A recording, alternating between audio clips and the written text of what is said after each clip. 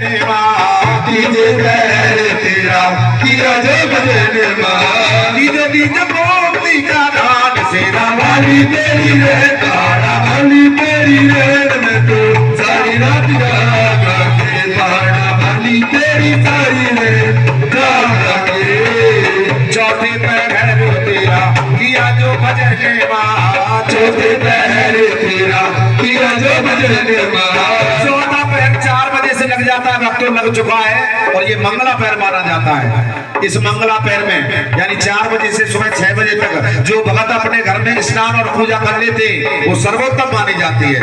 और चौथे पैर यानी मंगला पैर में भी भक्त माँ से वरदान मांगता है कि हे मेरी माँ हमें मंगला पैर में भी वरदान दे के जाओ। क्या मांग रहा है कि डीजे डीजे मोती का दान सेरा वाली तेरी रे तारा वाली तेरी रे तो सारी रात जागा तारा वाली तेरी सारी रे जागा में उपजे नाम नारायण तुझे सावन में उपजे नाम नारायण तुझे सावन सत्य उपजे तीन देवता चौथ सकल संसार तुझे उपजे तीन देवता चौथ सकल संसार पांचवें मुझे 5 पांडवा छठे नारायण दे सातवें मुझे 70 ऋषि और 8वें तुझ माय सेवा वाली तेरी रे गाना वाली तेरी रे मैं तो सारी रात जागा गाना वाली तेरी सारी रे जागा नौवे को मुझे 9 नवरात्रि 10वें 10 अवतार नौवे को मुझे 9 नवरात्रि 10वें 10 अवतार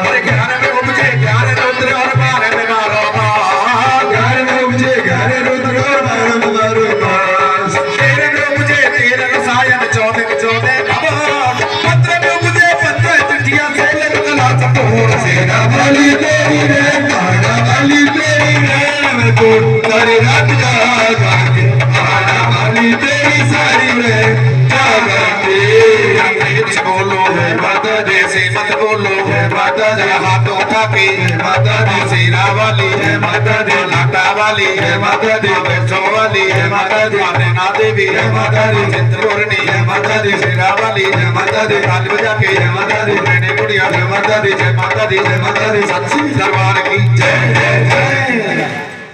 अब कह दीजिए सच्चे दरबार की जय। और बनाओ भाभी जी जल्दी आ जाओ। सही से वीडियो में करने होनी चाहिए। आप विलम्ब करती हो।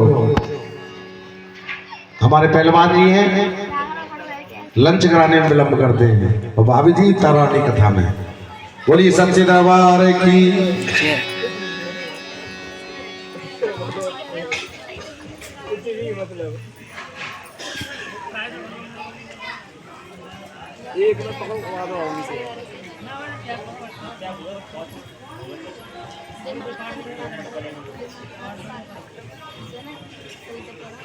से चलो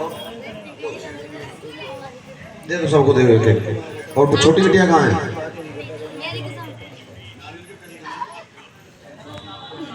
और मेरी कोई इसमें कोई वो नहीं है। श्रीमान कालू यादव जी के परिवार बैठा है यहाँ भी, बल्ले पहलवान जी का परिवार, राजवीर जी का परिवार। और देखिए इस परिवार से उस परिवार में कितना प्यार है, रिश्तेदारी बदल गया। और दोनों ही परिवार से मुझे बहुत ज्यादा प्यार मिलता है और ऐसी तसल्ली होती है कि मैं कहीं जगराता करने आया हूँ अच्छी जगह पर। तो आइए पहलवान जी खड़े हो जाइए, नारियल की भेंट चढ़ाइए। बेटा आप भी खड़े हो, आप दोनों। तो छोटी बिटिया कहाँ है? शिवा गए क्या? शिवा चले गए घर गए?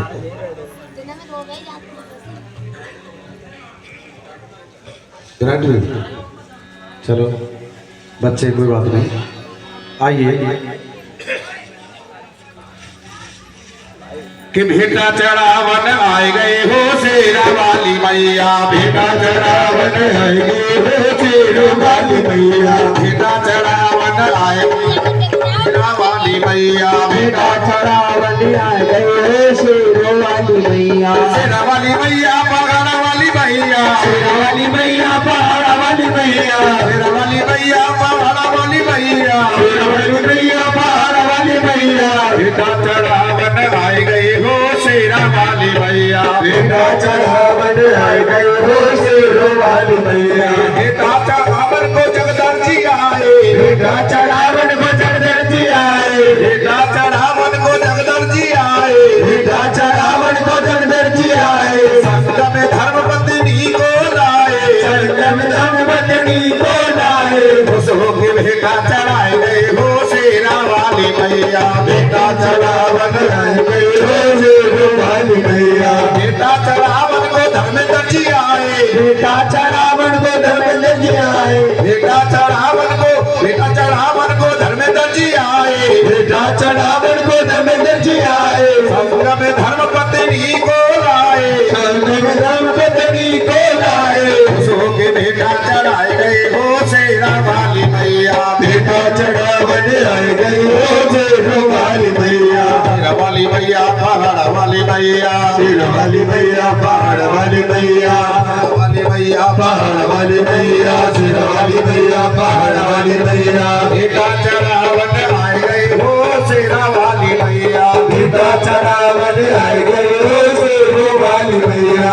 और आइए पहलवान जी के सुपुत्र, क्या नाम है बेटा? अब खत्म मत सुमित बेटा। आज इनको आशीर्वाद देके जाऊंगा कि अगली बार जगराता करने आऊंगा तो जोड़ा से नारियल चढ़ेंगे, ऐसा आशीर्वाद देके जाऊंगा। मुझे पता है नेशनल कुश्ती के खिलाड़ी हैं वो, नेशनल। क्या बात है। उस बच्चे के लिए सभी आशीर्वाद में तालियां बजाइए। उस बच्चे के लिए नेशनल लेवल पे कुश्ती जीत के आया हमारे पहलवान जी का सुपुत्र, बड़ी खुशी की बात है। बेटा चढ़ावन को, बेटा चढ़ावन को, बेटा चढ़ावन को शंकर जी आए, बेटा चढ़ावन को शंकर जी आए। संग में पार्वती को लाए, संग में पार्वती को लाए। खुश होके बेटा चढ़ाए गए हो शेरा वाली मैया, बेटा चढ़ावन को आए गए हो शेरा वाली मैया। शेरा वाली मैया पहाड़ वाली मैया, शेरा वाली मैया पहाड़ वाली मैया। बेटा चढ़ावन आए गए हो शेरा वाली मैया, बेटा चढ़ावन आए गए हो शेरा वाली मैया। मैया मोरे अंगना रस दिखा, मैया मोरे अंगना रस दिखा, मैया मोरे अंगना रस दिखा। जन्म जन्म की आस लगी है, जन्म जन्म की आस लगी है। दर्शन की मोए प्यास लगी है, दर्शन की मोए प्यास लगी है। रे दर्श की आस लगी है कि मैया मोरे अंगना, मैया मोरे अंगना रस दिखा, मैया मोरे अंगना रस दिखा, दादी मोरे अंगना रस दिखा। ये मेरे दो चंचल नैना, ये मेरे दो चंचल नैना, चंचल नैना चंचल नैना, चंचल नैना चंचल नैना। ये मेरे दो चंचल नैना, ये मेरे दो चंचल नैना। दर्शन बिन पाए ना चैना, दर्शन बिन पाए ना चैना, दर्शन बिन पाए ना चैना, दर्शन बिन पाए ना चैना। रे दर्शन बिन कटे डरे लगे मैया मोरे अंगना, मैया मोरे अंगना दर्श दिखा, दती मोरे अंगना दर्श दिखा। देवा मुझको ऐसा घर दे जिसमें तुम्हारा मंदिर हो, जो जगह दिन रात तुम्हारी तो मंदिर के अंदर हो। जय माँ जय माँ जय माँ जय माँ जय माँ जय माँ जय माँ। महिमा मुझको ऐसा घर दे जिसमें तुम्हारा मंदिर हो, जो जगह दिन रात तुम्हारी तो मंदिर के अंदर हो। जय माँ जय माँ जय माँ जय माँ जय माँ जय माँ जय माँ जय माँ।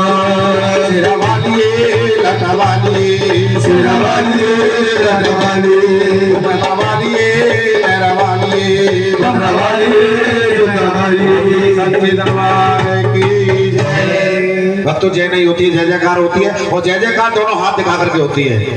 अभी तक आपने जैसे आज नहीं तो कल देगी, ये निश्चित है भक्तों। इसके दरबार में कोई खाली नहीं जाता है, इसके दरबार में देर है अंधेर नहीं है। तो आइए पावन कथा को बड़े ध्यान से सुनेंगे, और किसी भी कथा को शुरू कहने या सुनने से पहले अपने अपने गुरु भगवान का ध्यान करना चाहिए। कह रहे हो। और जिनके गुरु नहीं है उन्हें अपने माता पिता का ध्यान करके ही कथा सुननी चाहिए। और एक और काम करना चाहिए कि कथा सुनने से पहले अपने मन में एक मनोकामना लेनी चाहिए। और ये तो इतनी शक्तिशाली है कथा तारा रानी की कि इस कथा को जो भगत अपने मन में मनोकामना लेकर के बड़े ध्यान से सुन लेता है तो उसकी मनोकामना अवश्य पूरी होती है। नहीं तो आज आजमा लीजिए, अपने मन में मनोकामना लीजिए और कथा को ध्यान से सुनना होगा। ये नहीं मनोकामना ले ली और ध्यान से ना सुने तो आपकी मनोकामना अवश्य पूरी होगी। क्योंकि सुनने वाले के लिए वक्ता वक्ता होता है, ना सुनने वाले के लिए वक्ता वक्ता है। मेरे मुंह से जो भी टूटे फूटे शब्द निकलेंगे सुनने वाले के लिए वो शब्द अमृत बन जाएंगे और ना सुनने वाले के लिए, बातें करने वाले के लिए, सोने वाले के लिए वही शब्द जहर बन जाएंगे। और एक और निवेदन करूंगा यहाँ के स्थानीय भक्तों से कि अगर किसी को अर्जेंट काम है तो जा सकता है, क्योंकि कथा के बीच में से नहीं उठा जाता है। कथा को कभी पीठ दे के नहीं जाया जाता है, दोष लगता है। कथा को ध्यान से सुने। कथा सुनने और ना सुनने का भी परिणाम बता देता हूँ भक्तों। एक बार शंकर भगवान ने सती जी को अमर कथा सुनाई थी। क्या सती जी ने सुनी थी वो अमर कथा? नहीं सुनी थी। जैसे मैं आपको समझा रहा हूँ ऐसे ही शंकर भगवान ने भी सती जी को समझाया था। और शंकर भगवान ने कहा कि हे सती जी, जो मैं पावन अमर कथा सुनाने जा रहा हूँ ये वो पावन अमर कथा है। इस कथा को जो भी सुन लेगा वो अमर हो जाएगा। सती जी कहने लगी प्रभु आप प्रारंभ कीजिए, मैं बड़े ध्यान से कथा को सुनूंगी। और शंकर भगवान ने एक और शर्त रखी सती जी के सामने कि हे सती जी, जब तक ये पावन बेटे, क्यों बात कर रहे हो? बहुत कुछ मिलता है, ये कथा को बड़े ध्यान से सुन लीजिए, बहुत कुछ मिलता है। जरूरी बात है आरती की बात कर लेना है या फिर कर लो। अच्छा बोलिए सच्चे दरबार की।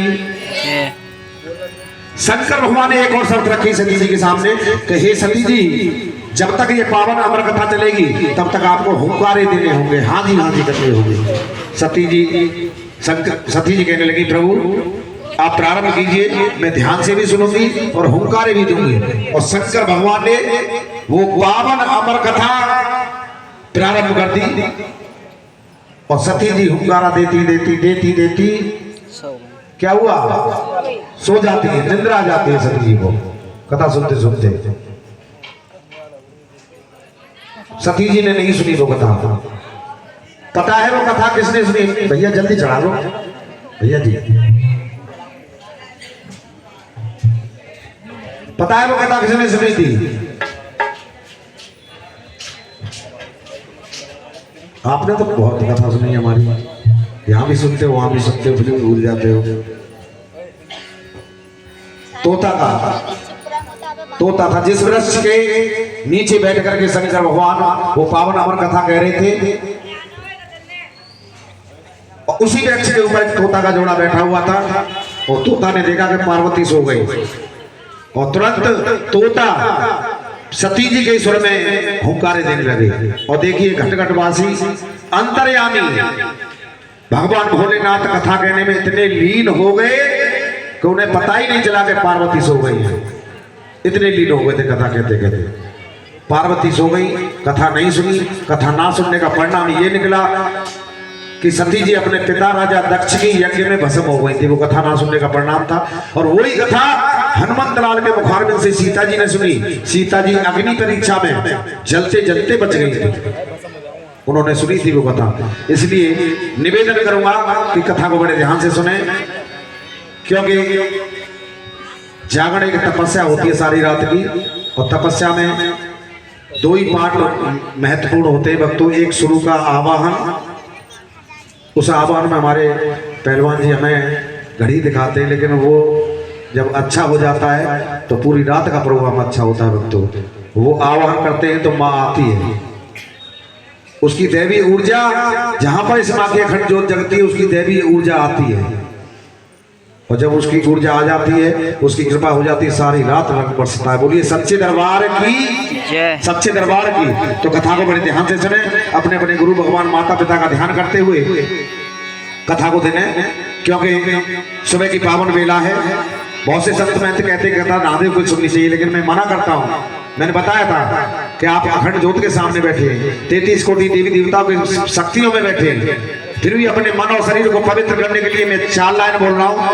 इन 4 लाइनों का तालियों से स्वागत करेंगे और अपने मन और शरीर को पवित्र करते हुए पावन कथा को सुनेंगे कि सूर्योदय की अमृत बेला आए शरण भवानी की, और एक बार सब प्रेम से बोलो जय दुर्गे महारानी की। एक बार सब प्रेम से बोलो जय दुर्गे महारानी की। एक बार सब प्रेम से बोलो जय दुर्गे महारानी की। जय जयकार करो मेरे भक्तों आए शरण भवानी की। जय जयकार करो मेरे भक्तों आए शरण भवानी की।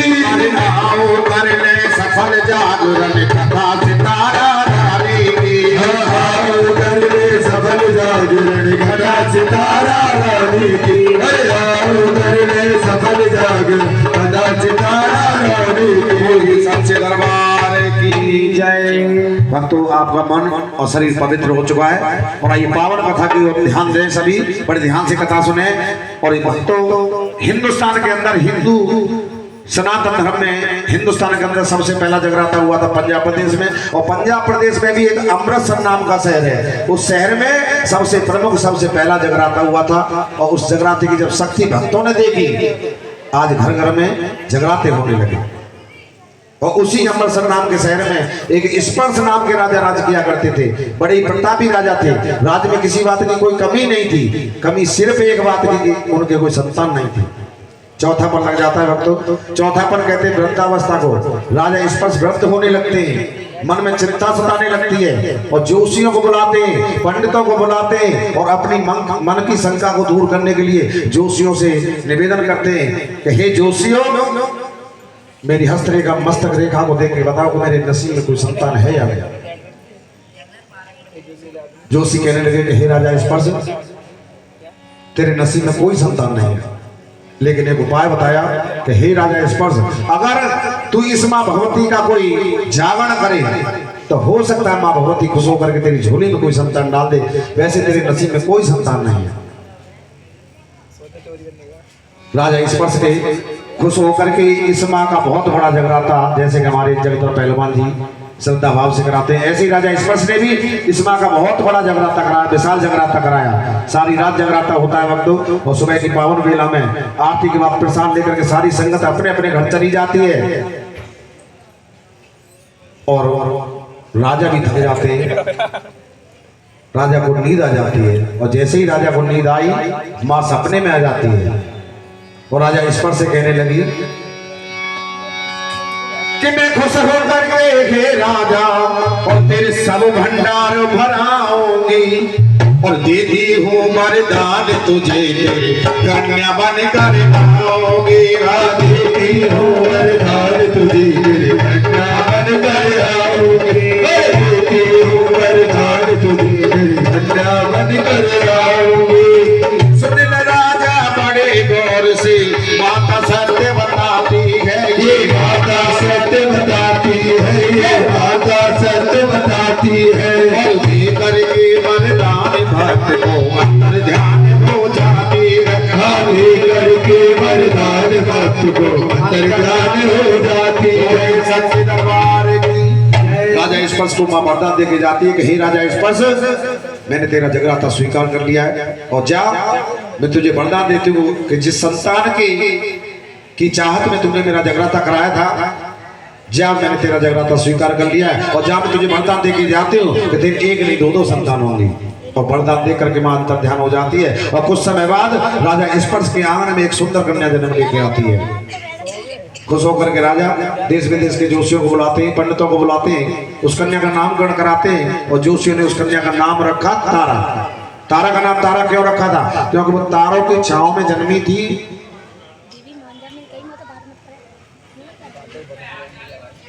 तारा की छांव में जन्मी थी वो कन्या, और तारा को समान सुंदर भी थी वो कन्या, इसलिए उस कन्या का नाम रखा तारा। और कुछ समय बाद एक और कन्या का जन्म ले आता है उस राजमहल में, और ठीक उसी तरीके से जोशियों को बुलाया जाता है। लेकिन इस बार जो तारा के बाद दूसरी कन्या जन्म लेके आई थी, उस कन्या की मस्तक रेखा को पढ़ के जोशी कहने लगे कि हे राजा स्पर्श, ये तारा के बाद जो दूसरी कन्या आपके यहाँ जन्म लेके आई है ये आपके लिए शुभ नहीं है। अगर इस कन्या का पालन पोषण आपके राज्य में होगा तो हो सकता है आपकी मृत्यु हो जाए और हो सकता है आपके राज्य का सर्वनाश हो जाए। राजा घबरा जाते हैं और जोशी बताते हैं कि हे राजा स्पर्श, अभी तो ये आपके यहाँ जन्म लेके आई हैं, इससे पूर्व जन्म में ये कौन थी? और भक्तों, यहाँ से प्रारंभ होती है तारा रुक्मिणी की तीनों जन्म की संपूर्ण कथा। और मेरे पास समय कम हो या ज्यादा हो, मैं तारा रुक्मिणी की संपूर्ण तीनों जन्म की कथा कह के जाता हूँ। बोलिए सच्चे दरबार की जय। और कहनी भी चाहिए, हर कोई कथावाचक नहीं कहते हैं, लेकिन गलत है। संपूर्ण तीनों जन्म की कथा से ही संपूर्ण जागरण माना जाता है। बोलो सच्चे दरबार की। जोशी कहते हैं कि हे राजा स्पर्श, अभी तो ये आपके यहाँ जन्म लेके आई हैं, इससे पूर्व जन्म में ये कौन थी? कि सुन राजा पूर्व जन्म में और ये मान बड़ा ही पाती थी, और परियों के संग इंद्र लोक में ये गिरट दिखाते थे। परियों के संग इंद्र लोक में ये गिरट दिखाती थी। अरे परियों के संग इंद्र लोक में ये गिरट दिखाती थी। रेणुका मेनका नाम था इनका, राजा सत्य बताते हैं। राजा सत्य बताते हैं, राजा सत्य बताते हैं। नाना लिखा हुआ लेखा साफ साफ समझाते हैं।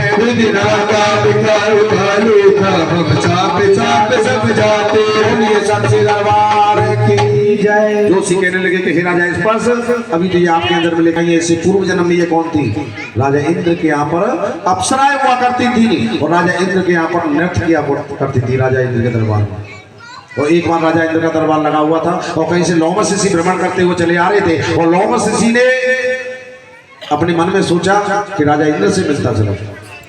और जैसे ही राजा इंद्र का दरबार लगा हुआ था, अचानक लोमस ऋषि का प्रवेश हो जाता है राजा इंद्र के दरबार में। और जैसे ही लोमस ऋषि का प्रवेश हुआ राजा इंद्र के दरबार में, सारे देवी देवता खड़े होकर के प्रणाम करते, आदर सत्कार करते। लेकिन ये दोनों अप्सराएं जो नृत्य कर रही थी, ना ऋषि को प्रणाम करती हैं, ना आदर सत्कार करती हैं। और जैसे ही लोमस ऋषि ने देखा कि सारे देवी देवताओं ने मेरा सम्मान किया है, लेकिन इन अप्सराओं ने मेरा अपमान किया है, लोमस ऋषि को क्रोध आ जाता है। और जब एक ऋषि को क्रोध आता है तो उसके पास एक ही बाण होता है, वो क्या होता है? श्राप देना। क्या होता है जी? श्राप। लोमस ऋषि ने उन अप्सराओं को श्राप दे दिया कि हे अप्सराओं, तुम इंद्र लोक के लायक नहीं हो, जाओ हम तुम्हें श्राप देते हो। क्या श्राप दिया भक्तों? श्राप दिया लोमस ऋषि ने, तुम नाथ लोक में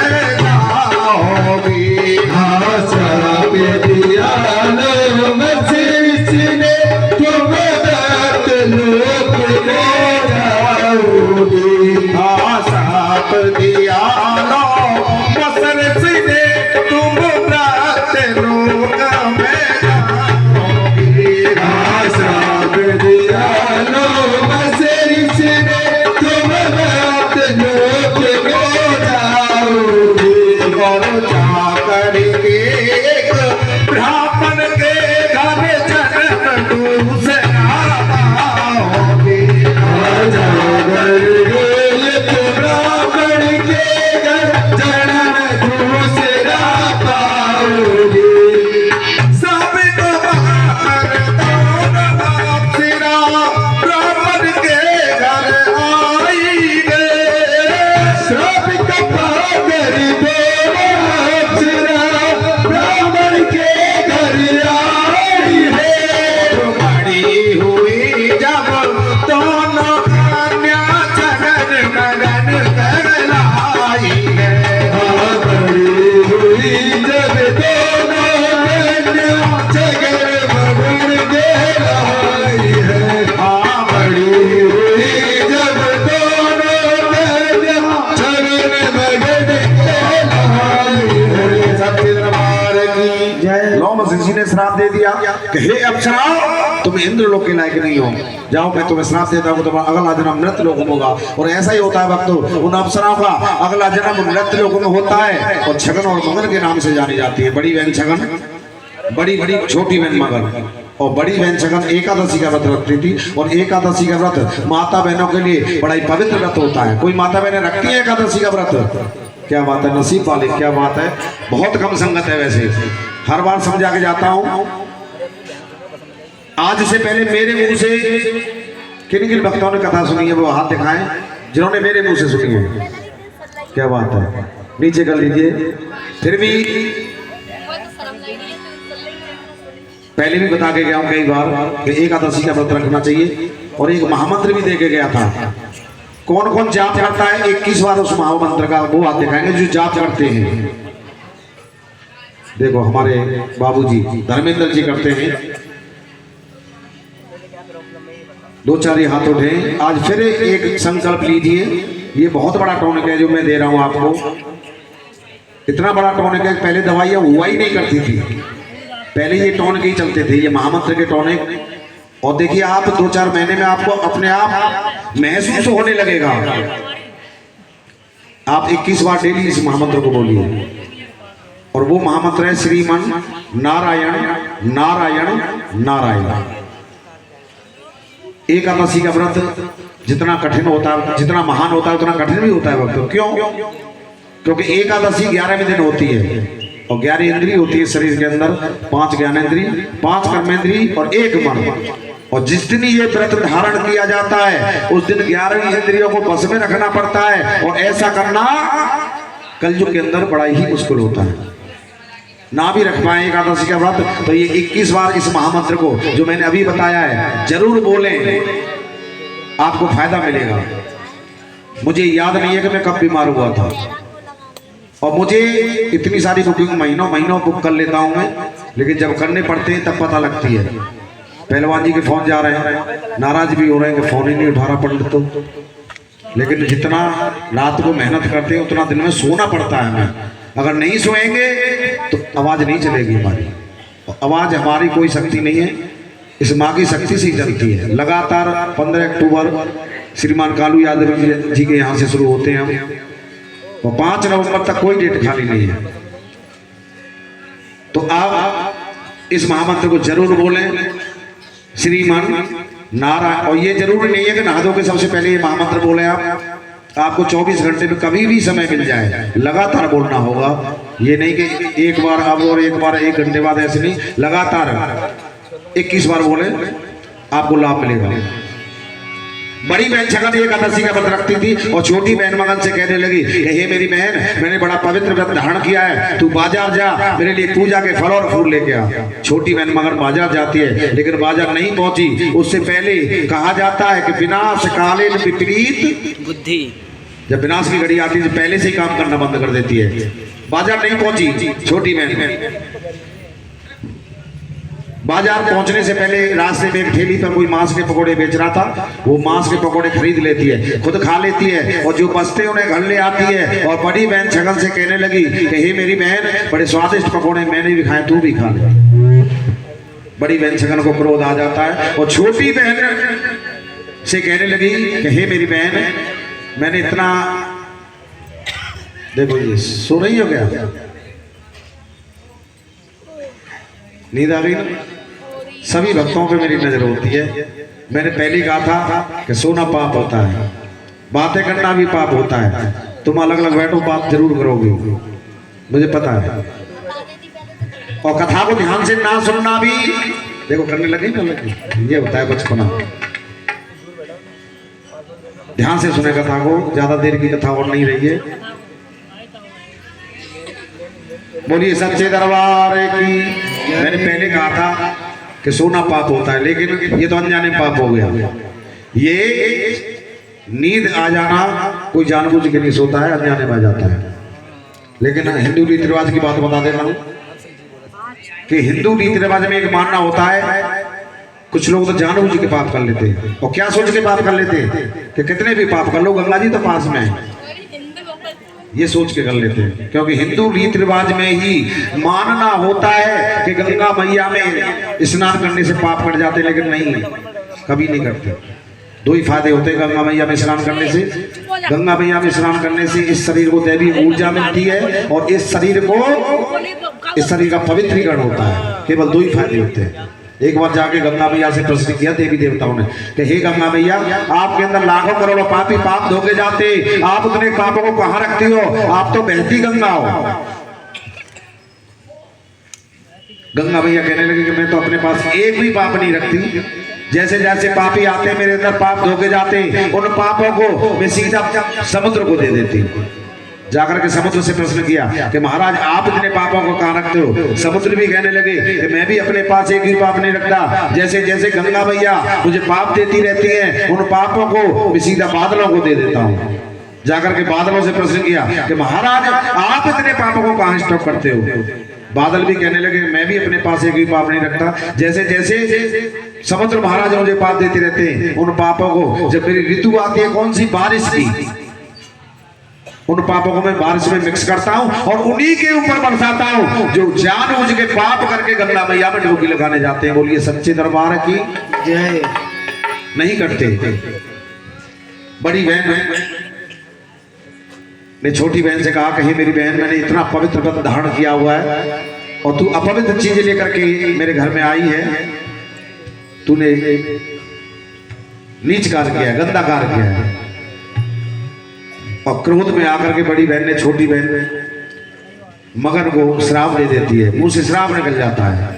इधर तो प्यार का रिश्ता, बहन का रिश्ता, लेकिन क्रोध में मुंह से श्राप निकल गया कि रो रो के श्राप मैं दे रही हूँ, पूजा का विघ्न मैं सह रही हूँ।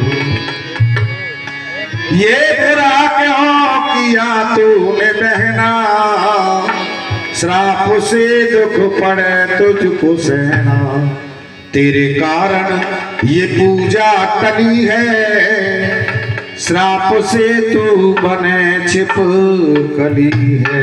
हे मेरी बहन, तूने नीच कार्य किया, गंदा कार्य किया, जा मैं तुझे श्राप देती हूँ, तेरा अगला जन्म छिपकली का होगा। और ऐसा ही होता है भक्तों, छोटी बहन मगन का अगला जन्म छिपकली का होता है और कीड़े मकोड़े खा करके अपना पेट पालन करती है। उधर उधर द्वापर युग में पांडव इस मां भगवती का बहुत बड़ा जगराता कर रहे हैं और उस जगराते का निमंत्रण सारे देश के ऋषि मुनियों को जवाया जाता है। दुर्वासा ऋषि के पास भी निमंत्रण पहुंचता है और जैसे ही दुर्वासा ऋषि के पास निमंत्रण पहुंचा भक्तों, दुर्वासा ऋषि को क्रोध आ जाता है। क्यों क्रोध आया? क्योंकि दुर्वासा ऋषि पांडवों के कुलगुरु थे तो अपने मन में सोचने लगे कि पांडव इतने बड़े हो गए कि मेरे लिए निमंत्रण एक नौकर के हाथ भिजवाया। इतनी सी बात को लेकर के दुर्वासा ऋषि एक क्रोध में आकर के इतने क्रोध में आ जाते हैं कि क्रोध में आकर के दुर्वासा ऋषि एक बाज पक्षी का रूप धारण कर लेते हैं, बाज बन जाते हैं और कहीं से एक मरे हुए सर्प का कंकाल अपने पंजे में फंसा के पहुंच जाते हैं उस जागरण में। और उस जागरण में जो प्रसाद बनाया था उस प्रसाद में उस मरे हुए सर्प के कंकाल को डाल देते हैं। और जैसे ही मरा हुआ सर्प डाला, किसी ने नहीं देखा, लेकिन दीवार पे चिपकी वो छिपकली देख रही थी और छिपकली ने देखा ये प्रसाद जहरीला हो गया है, इस प्रसाद को जो भी खाएगा वो मर जाएगा और मैं ऐसा नहीं होने दूंगी। और छिपकली ने क्या किया भक्तों कि कूद गई उस हौद के अंदर और जिसमें प्रसाद बनवाई थी और जाने बचाने भक्तों की खुद अपनी जान गंवाई थी। जान बचाने भक्तों की खुद अपनी जान गंवाई थी। हर जान बचाने भक्तों की खुद अपनी जान गंवाई थी। देख लिया जब संतों ने छिपकली ने पाप कमाया है, छिपकली ने पाप कमाया है, छिपकली ने पाप कमाया है। दिया साफ जब मिलजुल करके ऐसा देख बनाया है, दिया साफ जब मिलजुल करके ऐसा देख बनाया है। सच दरबार की जय। संत महंतों ने छिपकली को श्राप दे दिया क्योंकि उससे पहले नहीं देखा था संत महंतों ने कि प्रसाद किसने जहरीला किया है। और छिपकली से कहा कि हे छिपकली, बड़ी मेहनत से हमने ये प्रसाद बनाया था और तुमने एक सेकंड में ये जहरीला कर दिया। हे छिपकली, तुमने नीच कार्य किया है और हे छिपकली, जाओ हम तुम्हें श्राप देते हैं कि तुम्हारा अगला जन्म नीच कुल में होगा।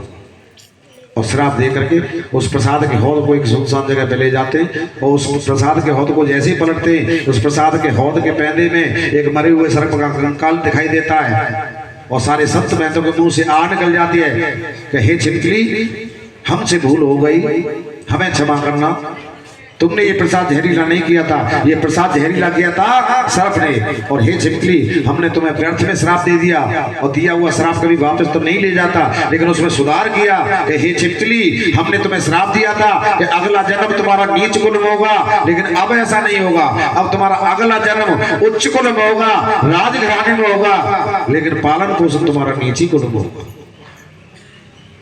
उधर राजा स्पर्श से जोशी कहने लगे कि हे राजा स्पर्श, पता है ये तारा के बाद जो दूसरी कन्या आपके जन्म लेके आई है ये कौन है?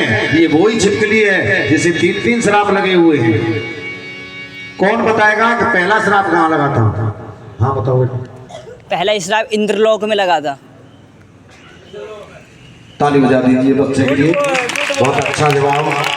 माँ से प्रार्थना करूंगा कि माँ जो भगत तेरी पावन कथा को बड़े ध्यान से सुन रहे हैं उन भक्तों की मनोकामना अवश्य पूरी करना, अवश्य पूरी करना, अवश्य पूरी करना। बोलिए सच्चे दरबार की। और दूसरा श्राप कहाँ लगा था कौन बताएगा? उस बच्चे को छोड़ करके।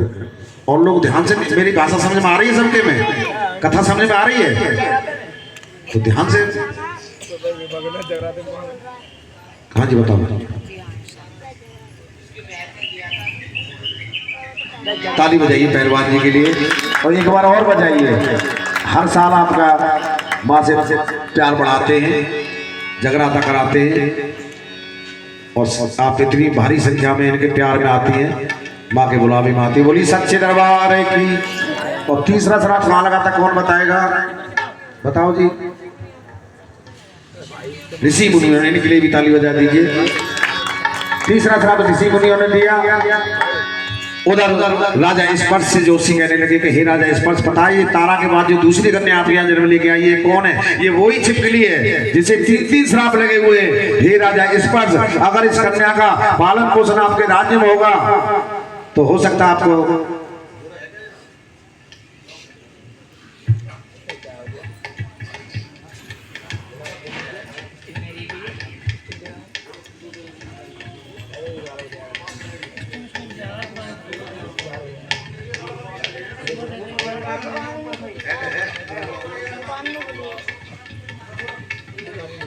अरे वाह, ये तो तैयारी रखा था, हलवा के लिए था।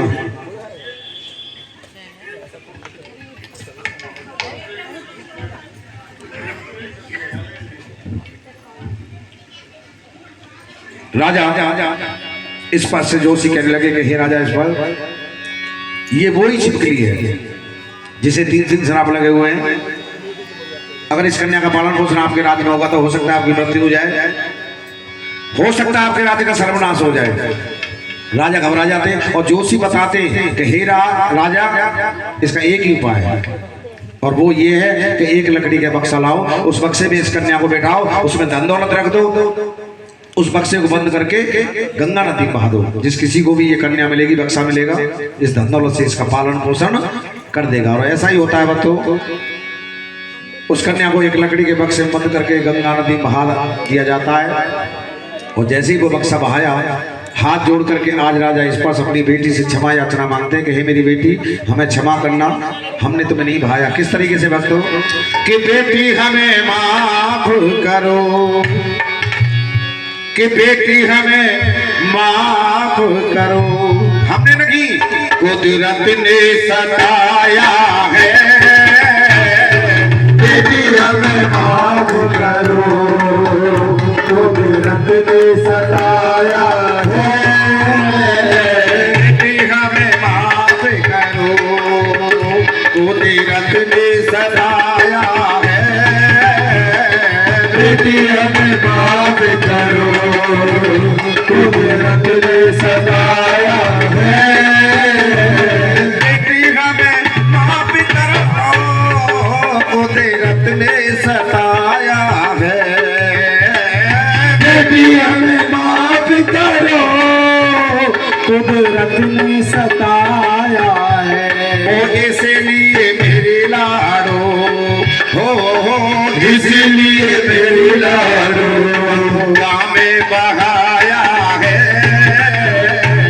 इसलिए मेरी लाडो गंगा में बहाया है।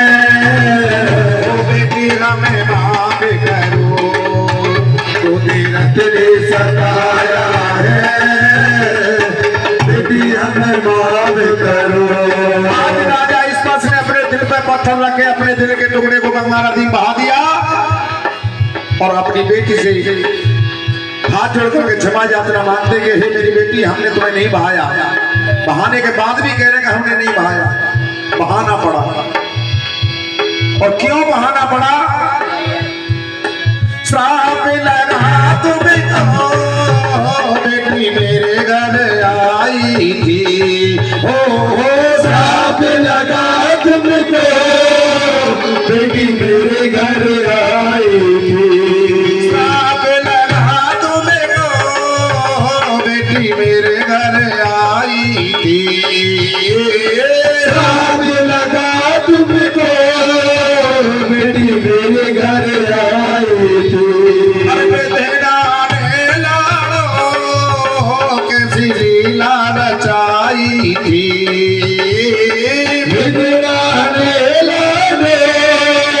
कैसी लीला रचाई थी। बेटी हमें लाड़ो, हमें कन्या, हमें माफ करो, तीरथ ने सताया है, बेटी हमें माफ करो, तीरथ ने सताया है।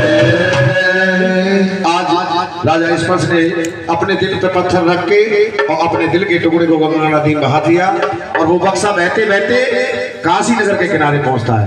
और काशी नगर के किनारे सुबह की पावन वेला में एक ब्राह्मण स्नान कर रहे थे और ब्राह्मण की नजर पड़ जाता है वो बक्सा, लेकिन वृद्ध थे, नहीं निकाल पाते उस बक्से को। इधर उधर देखते एक भील जाति का नवयुवक भी स्नान कर रहा था और ब्राह्मण देवता भील को आवाज लगाते कि हे भील भाई, ये बक्सा बहता जा रहा है, इस बक्से को निकालो और इस बक्से के अंदर जो भी होगा उसे आधा आधा बांट लेंगे। ब्राह्मण तेरे लालची होते मुझे छोड़ करके कि बक्सा निकला नहीं है। पहले बंटवारे की बात हो गई और भील ने नदी में छलांग लगाई, उस बक्से को निकाला, खोला, देखा उस बक्से के अंदर नवजात शिशु कन्या अपने पैर के अंगूठे को पी रही है। बोली सच्चे दरबार की।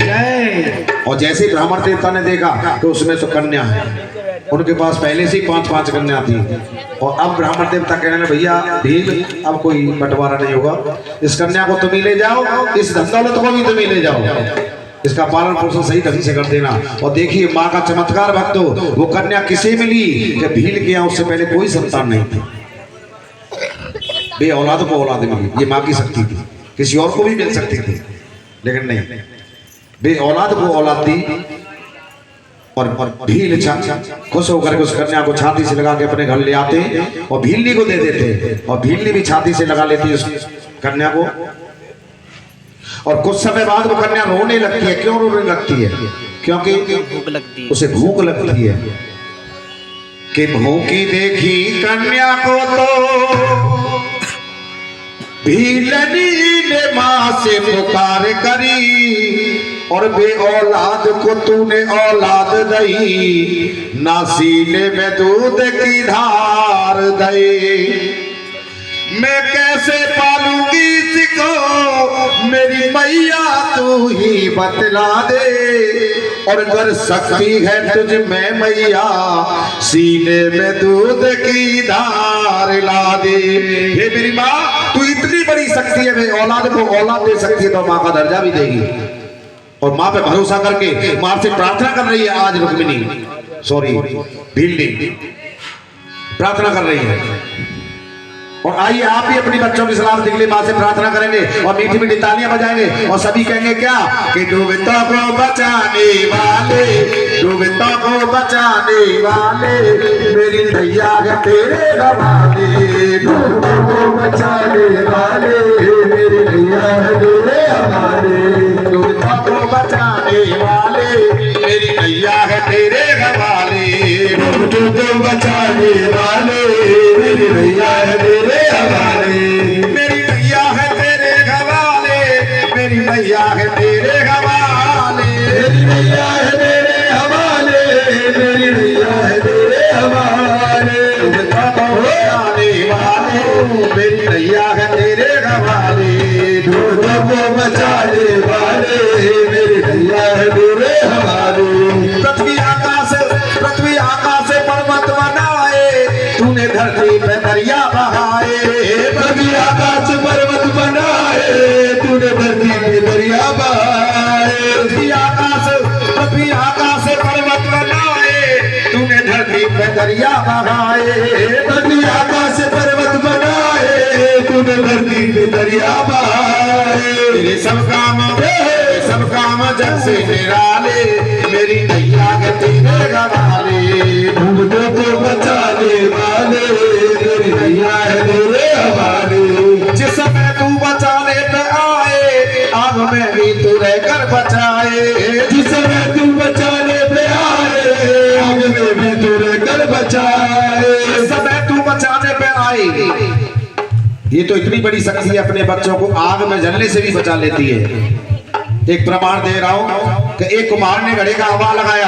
हवा कहते हैं जिसमें घड़े पकाए जाते हैं, और एक घड़े में बिल्ली ने अपने बच्चों को जन्म दिया था। गलती से वो भी घड़ा हवे में लगा दिया जाता है, हवे में आग लगा दी जाती है, और वक्त तो सारे घड़े पक जाते हैं, केवल वही घड़ा कच्चा रह जाता है जिसमें बिल्ली ने अपने बच्चों को जन्म दिया था। बोलिए सच्चे दरबार की। भक्त प्रहलाद की कथा सुनी होगी आपने। भक्त प्रहलाद को गर्म खम्भ से चिपकाया था, लेकिन बचाने वाले ने बचाया था। बोलिए सच्चे दरबार की। होलिका दहन देख लीजिए, ये तो शक्ति है, कुछ भी कर सकती है। जिस समय तू बचाने पे आए, आग में भी तू रहकर बचाए।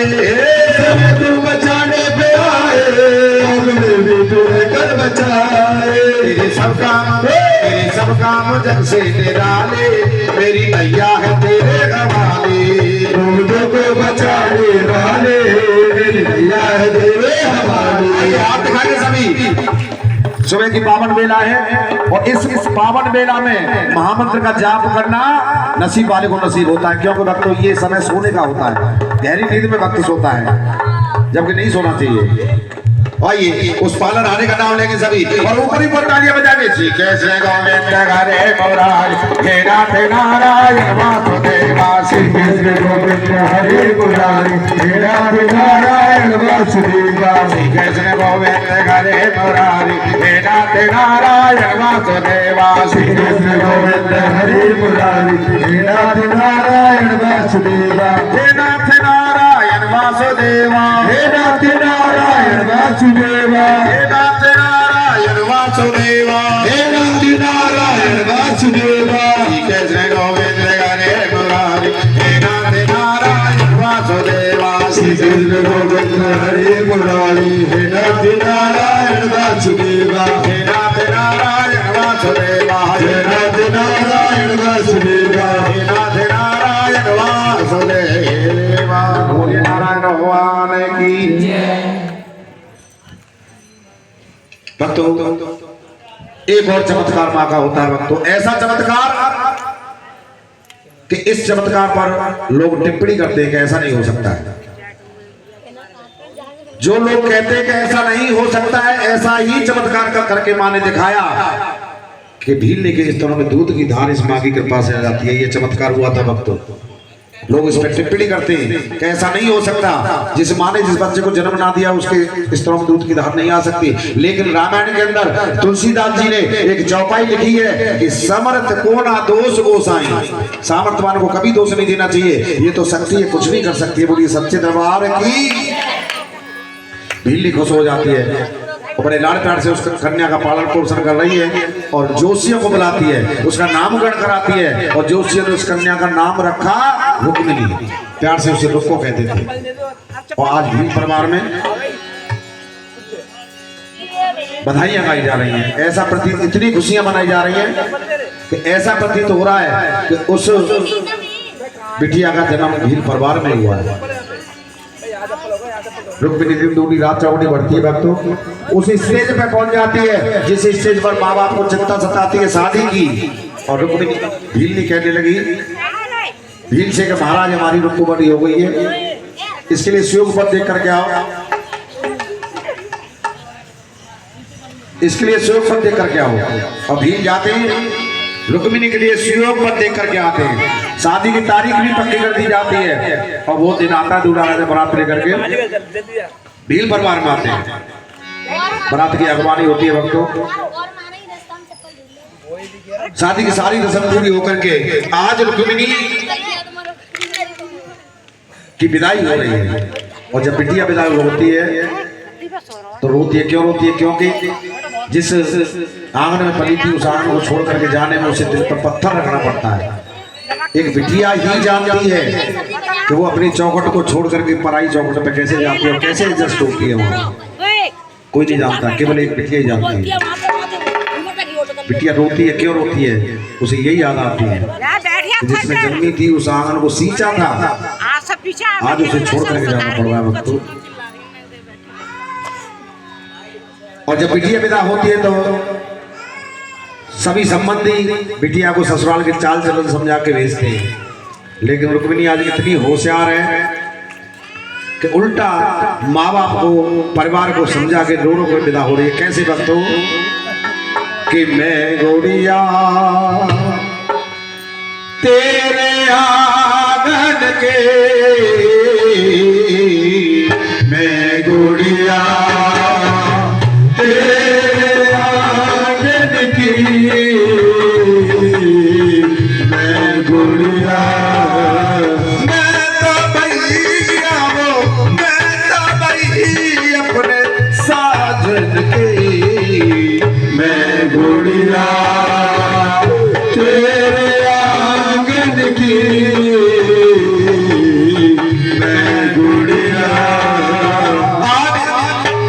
रुक्मिणी रो रो करके विदा होती है वक्त तो सबसे पहले अपनी माँ से मिलती है। माँ से निपट कर कहती है कि हे मेरी माँ,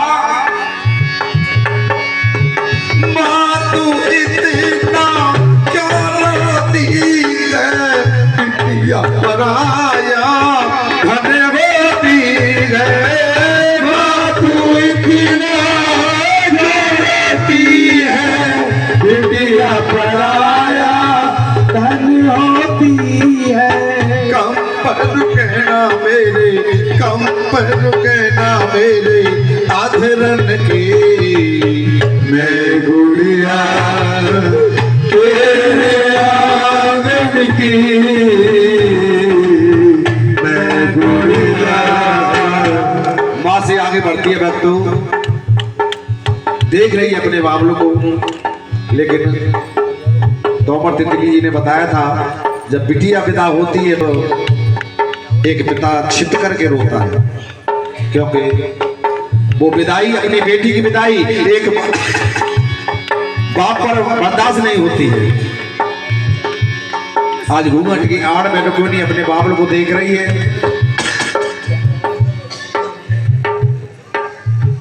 और जैसे ही दिखाई देते हैं दौड़ करके छाती से पर जाते कहती है कि हे मेरे पापा, पापा दिल को समझाओ ना पर मुझको डोली पिटलाओ ना, पापा दिल को समझाओ ना मुझको डोली पिटलाओ ना। याद न आए तो मैं, याद न आए मेरे बचपन की, मैं गुड़िया तेरे आंगन की, मैं गुड़िया। और आगे बढ़ती है वक्तों, और जब बिटिया विदा होती है अगर उसे उसके छोटे छोटे दो भाई अगर रहते हैं उस घर में तो उन्हें भी समझा के जा रही है कि हे मेरे भाइयों, अब तक मैं इस घर में थी, अब मैं जा रही हूं। अब तक थी तुम लड़ते थे झगड़ते थे तो मैं तुम्हें अलग अलग कर देती थी, समझा देती थी, लेकिन आज मैं जा रही हूं। लेकिन मेरे बार हे मेरे भाइयों, तुम्हें कैसे रहना है, चाहे जितने संकट सहना पर नाम लखन से बनकर रहना, चाहे जितने संकट सहना राम लखन से बनकर रहना।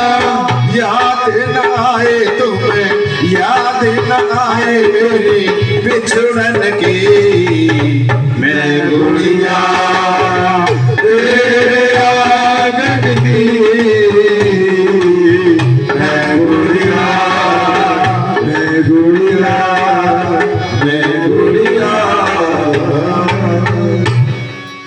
बाद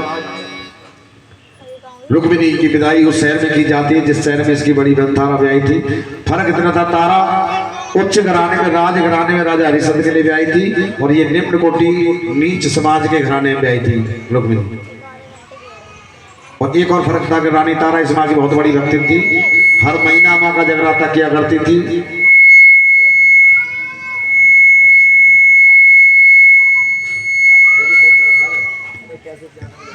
कर रही थी संगत के पीछे, रुक्मिणी भी आकर के बैठ जाती है और सारी रात जगराता सुनती है।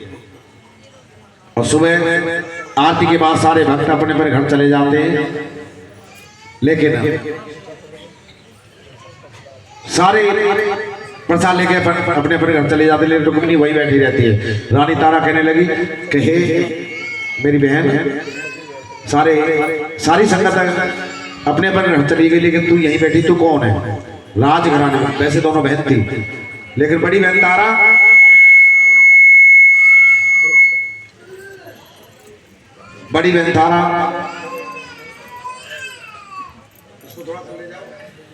दोबारा बोलू,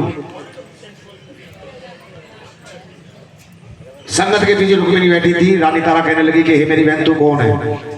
रानी तारा कहने लगी, रुक्मिणी कहने लगी कि मैं ये तो बाद में बताऊंगी मैं कौन हूं, पहले तू बता, ये सारी रात जो तूने किया ये क्या किया है? रानी तारा कहने लगी, ये मैंने माँ का जगराता किया है। रुक्मिणी कहने लगी कि जगराता कराने से क्या होता है? रानी तारा कहने लगी, जगराता कराने से मन को शांति मिलती है, मन की मनोकामना पूरी होती है। रुक्मिणी कहने लगी कि हे मेरी बहन, अगर मेरे में कोई पुत्र रत्न पैदा होगा तो मैं भी इस भगवती का जगराता कराऊंगी। संकल्प लेती है, प्रसाद लेती है, घर चली जाती है और कुछ समय बाद रुक्मिणी के आंगन में एक पुत्र रत्न पैदा होता है और रुक्मिणी पुत्र की खुशी में फूल गई और जागरण कराना भूल गई। मैं तो निवेदन करूंगा यहाँ के भक्तों से, अगर इसके नाम का बोल रखा हो तो वो भार हो जाता है, अगर बोल दिया तो भार हो गया, तो उसे जल्दी ही करवा देना चाहिए, विलंब नहीं करना चाहिए। रुक्मिणी भूल जाती है और कुछ समय बाद उसके पुत्र की माता निकल आती है। वैसे माई अपने बच्चों को परेशान नहीं चाहती, लेकिन याद दिलाती है। और जैसे ही रुक्मिणी के पुत्र को माता निकली, तुरंत रुक्मिणी को याद आ जाती है कि मैंने इसकी जन्म की खुशी में एक जगराता बोला था, और तुरंत जागरण के डल तैयार करती है। पहलवान जी खड़े होके आएंगे, डल चढ़वाएंगे, और रुक्मिणी भी डल तैयार करती है अपने। धर्मेंद्र जी आइए, आप अलग मत समझे करो, इस परिवार का हिस्सा है आप। बेटी देके बेटा लेते हैं। बोलिए सच्चे दरबार।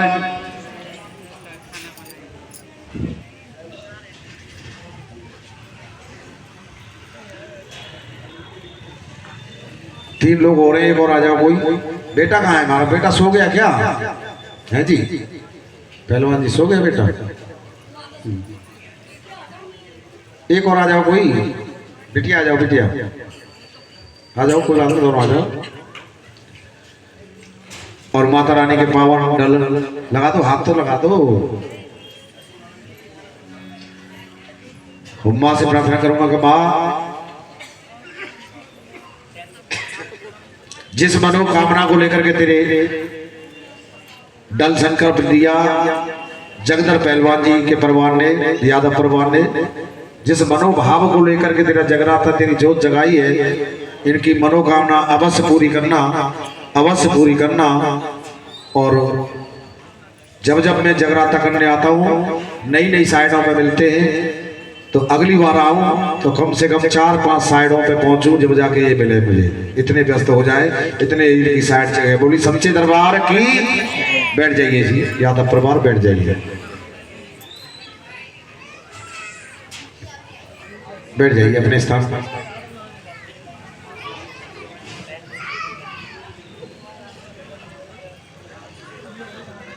बैठ जाइए।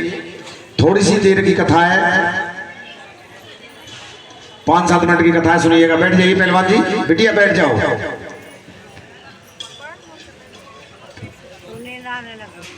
बोलिए सच्चे दरबार की। और रुक्मिणी ने भी अपने जगराते के डल तैयार कर लिए और संगत के पास ले जाती है, और सारी संगत मना कर देती है कि हे रुक्मिणी, हम तुम्हारे डलों को स्वीकार नहीं करेंगे, क्योंकि आप नीच समाज से।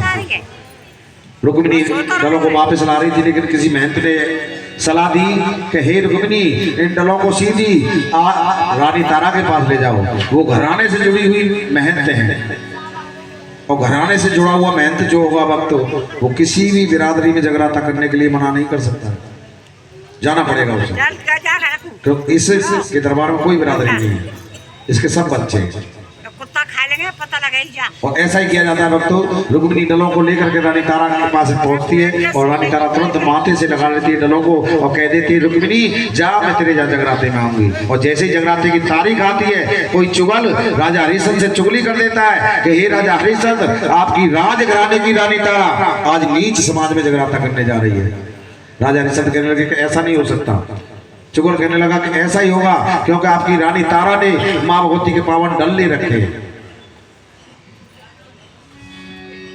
राजा कहने लगा कि आज की रात में सोऊंगा ही नहीं। और राजा ने क्या किया, अपनी उंगली को काट लिया, उसमें नमक छिड़क लिया, उसमें दर्द होने लगता है और पलक पे लेट जाते हैं लेकिन नींद नहीं आ रही है। उधर रानी तारा मां से प्रार्थना करती है कि हे मेरी मां एक और ऐसा चमत्कार करके दिखा कि राजा को नींद आ जाए, मैं जगराते में चली जाऊं। क्या होता है भक्तों कि मां से रानी मेरी बिगड़ी बना दे और जागे हुए गए राजा इन्हें को सुला दे।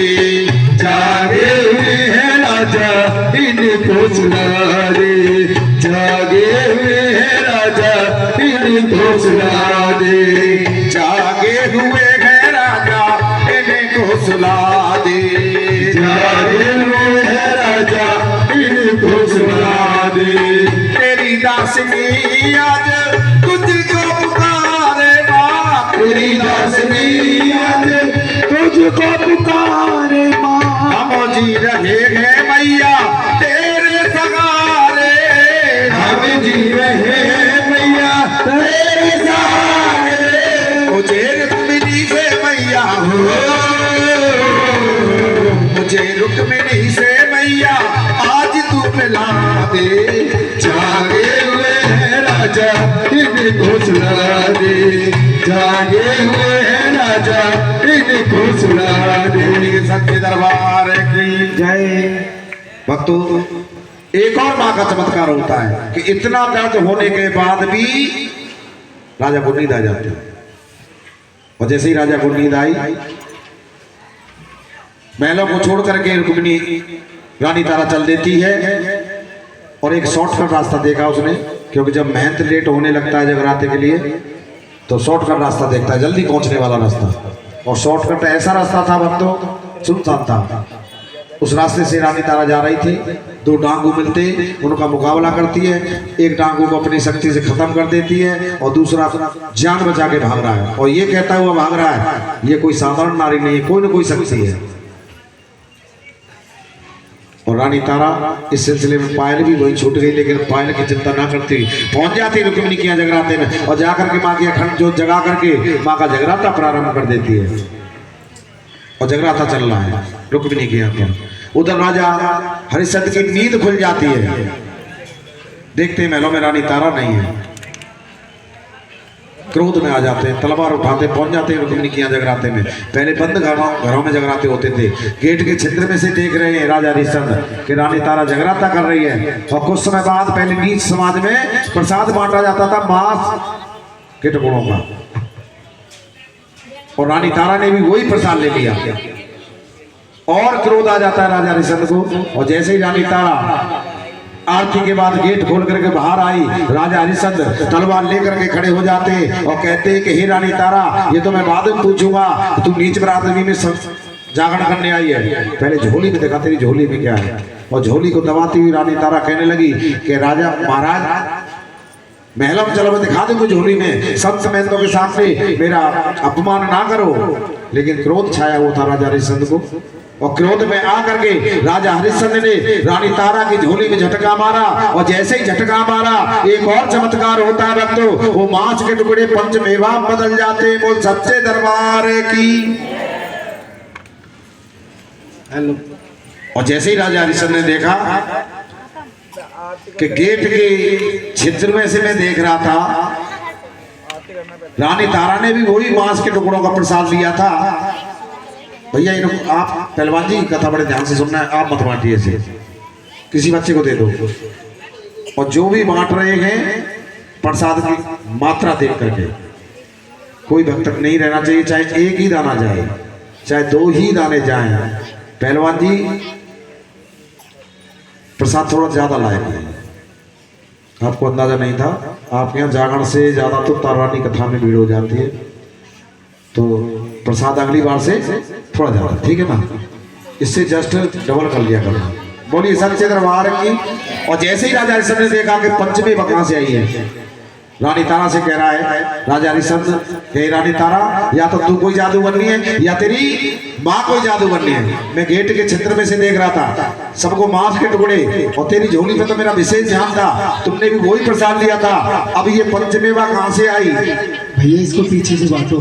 भैया पीछे से रहो, इधर से कथा चलेगी उधर से प्रसाद चलेगा, क्योंकि कलयुग के भक्त प्रसाद के ज्यादा भूखे होते हैं, कथा भूल जाएंगे, सुनेंगे नहीं जब तक प्रसाद नहीं मिल जाएगा। नहीं, कई प्रकार के भक्त होते हैं, मैं तो जाता हूँ, मुझे अनुभव है, देखता हूँ कई प्रकार के भक्त होते हैं। कुछ भक्त तो ऐसे होते हैं जो सारी रात नहीं आएंगे, आसपास ही कहीं कोई छत पे कोई घर में आवाज पहुंच रही होगी कानों में, सो रहे होंगे और देखेंगे आरती हो गई, तुरंत वहां से भागेंगे। वो आते ही कहेंगे, पहलवान जी से पूछेंगे, पहलवान जी रात को आवाज आ रही थी, कुछ करवाया कि तुमने?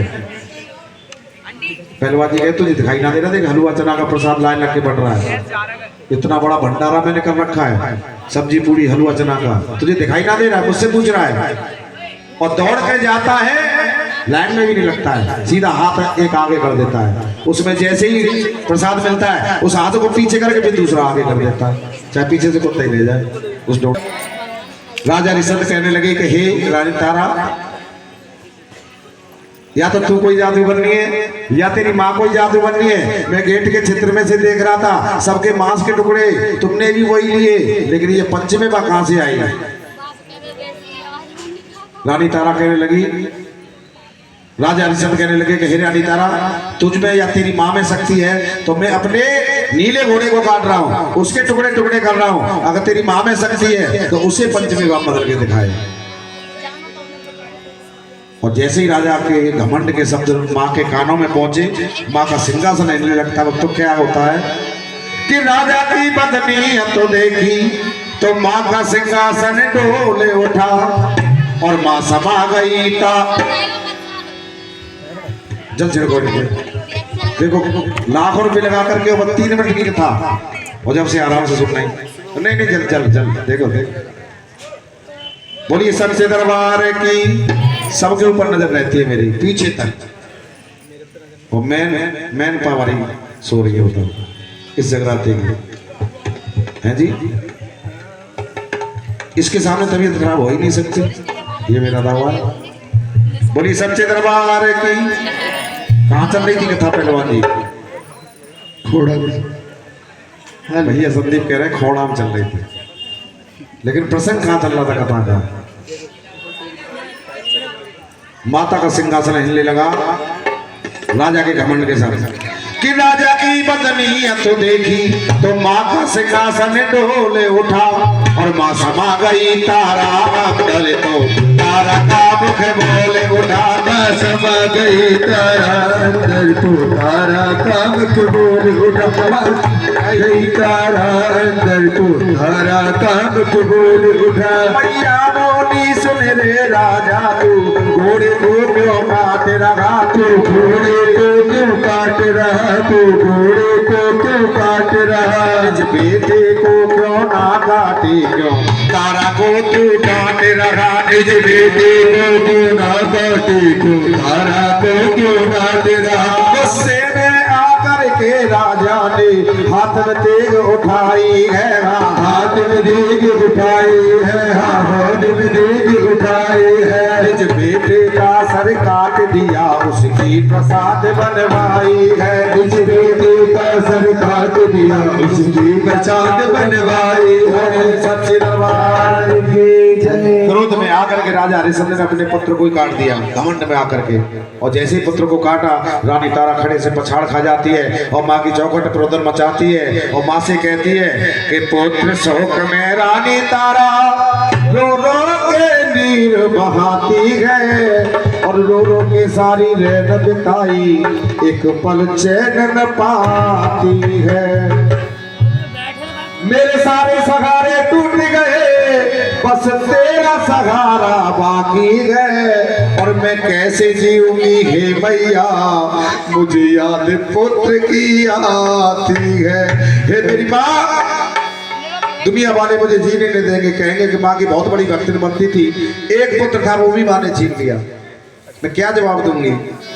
आज रुदन मचा रही है माँ की चौखट पे और क्या कह रही है कि धरती से गगन तक धूल उड़ी, मेरा लाल गया तो कहाँ गया। धरती से गगन तक धूल उड़ी, मेरा लाल गया तो कहाँ गया। धरती से गगन तक धूल उड़ी, मेरा लाल गया तो कहाँ गया। धरती से गगन तक धूल उड़ी, मेरा लाल गया तो कहाँ गया।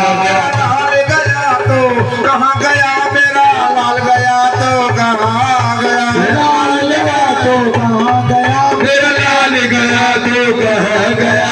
धरती से गगन तक धूल उड़ी, मेरा लाल गया तो कहाँ गया। धरती से गगन तक धूल उड़ी, मेरा लाल गया तो कहाँ गया। की गलियां तुम बोलो, बागों की गलियां तुम बोलो, गाँव की गलियां तुम बोलो, बागों की गलियां तुम बोलो। किस्मत मेरे कते खुले हुई, मेरा लाल गया तो कहाँ गया। धरती से गगन तक धूल उड़ी, मेरा लाल गया तो कहाँ गया। धरती से गगन तक धूल उड़ी, मेरा लाल गया तो कहाँ गया। धरती से गगन तक धूल उड़ी, मेरा लाल गया तो कहाँ गया। लाल गया तो कहाँ गया, मेरा लाल गया तो कहाँ गया। आज रानी तारा माँ की चौखट पे रुदन मचाती है और ये तो बड़ी कृपालु है, दयालु है। तुरंत रानी तारा की भावनाओं को पढ़ लेती है और फिर से रानी तारा के शरीर में प्रवेश हो जाती है और रानी तारा के शरीर में प्रवेश होकर के राजा हरिश्चंद्र से कहती है कि हे राजा हरिश्चंद्र, तुझे अपना पुत्र जीवित चाहिए। तो राजा हरिश्चंद्र इतने घमंडी राजा थे कि उनकी जवान से सबसे पहली बार हाँ माँ शब्द निकला था। सबसे पहली बार माँ का, माँ कहने लगी कि हे राजा हरिश्चंद्र, तूने अपना घमंड त्याग दिया और जा 5 भोग के थाल मंगाओ।